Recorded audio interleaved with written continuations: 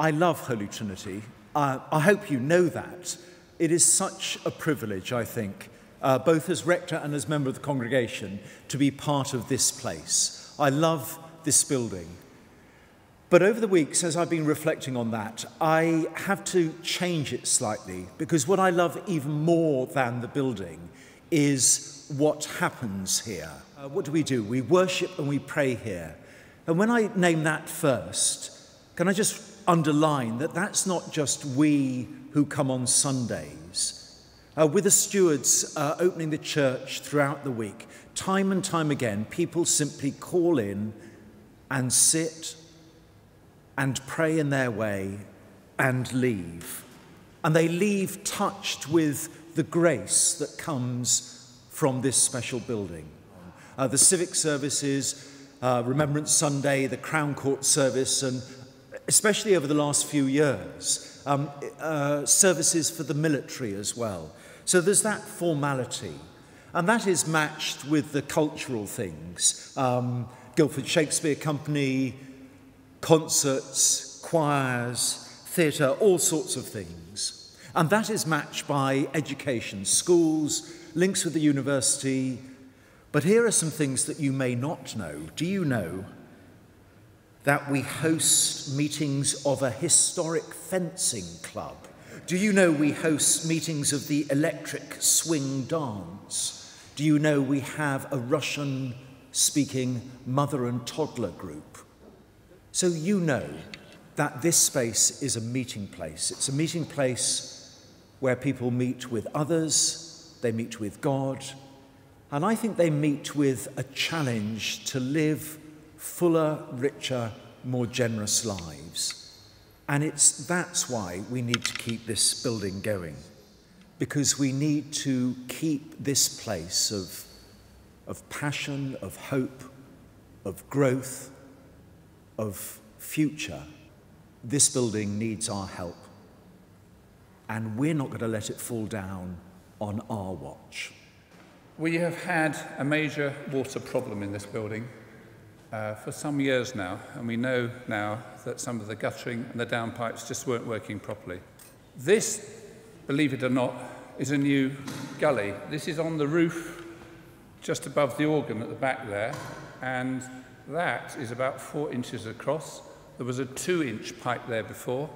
Every time it rained heavily, the 2-inch pipe overflowed, and as we know, after 100 years, the ceiling decided it was so damp it fell into the organ.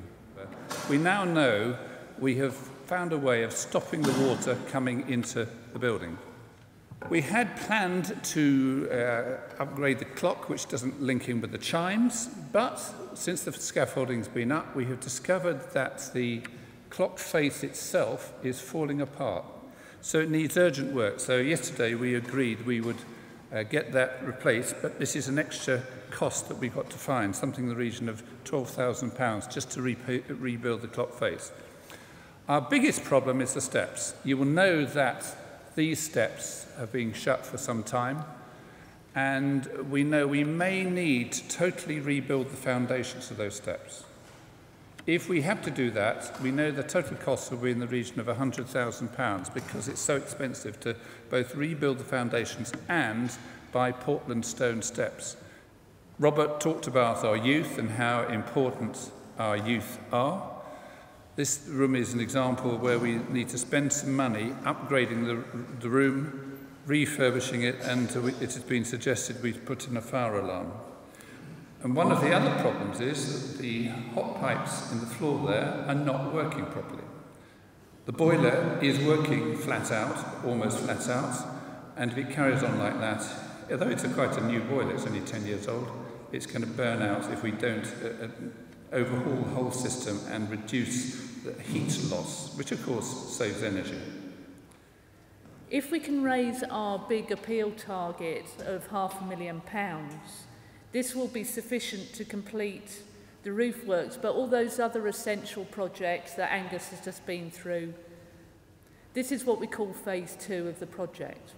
It's a big project, it's a big opportunity, and it's a very important time for our church. Just think about the projects that you know about, small and large, that we have raised money for, from Quasar to Pewley Way, the amazing refugee event that took place here, right in this building, a couple of weeks ago.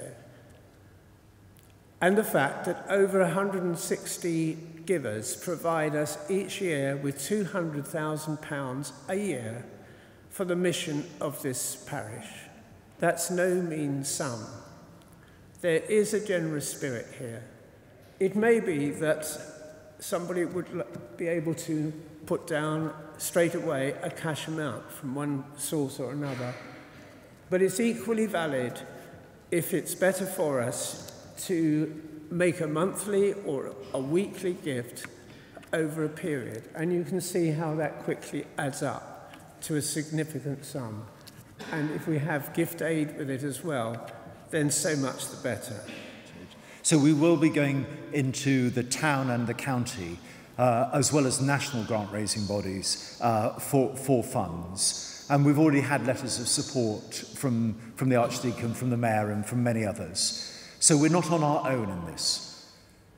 Make this a place that is both a gateway to heaven and a place where people will naturally want to come looking, and as they look, they will find. All I can say is your contribution to that really matters. We have a piece of paper, and I'm going to tell you how much the big appeal, which has been running for 34.5 minutes, has so far raised. So far to date, including VAT, including gift aid, the big appeal has raised £107,000.